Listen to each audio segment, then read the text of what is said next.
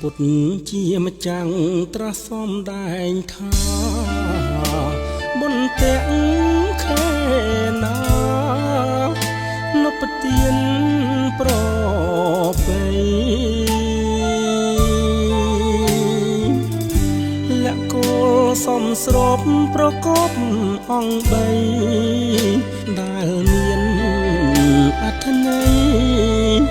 ពិតដូចឆ្នាំងថា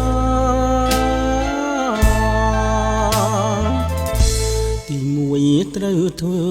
លឿនអ្នកមានសិលអត់មានមុនទៅសើមកចិនដាសំដៅដល់សង្ឃឧបាសិកាអ្នកមានសីលាបរិសុទ្ធថ្កើងថ្កា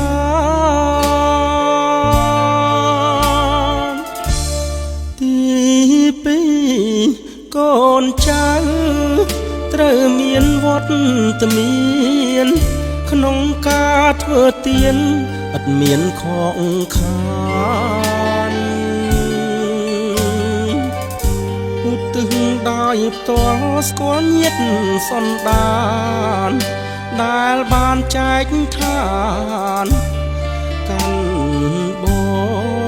រលោកនេះចុងក្រោយអ្នកស្លាប់ចាប់កំណើតថ្មីត្រេកអរហាងរទេយសោមនស្សរីករាយទទួលយកទានកូនចៅទាំងឡាយដែលឧទ្ទិសថ្វាយ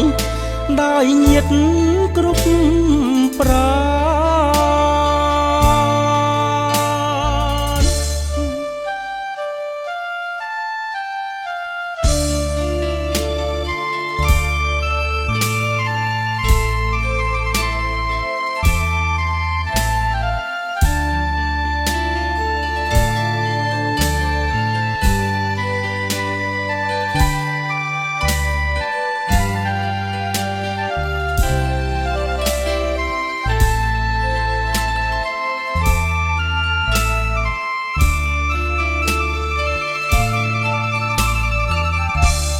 ទី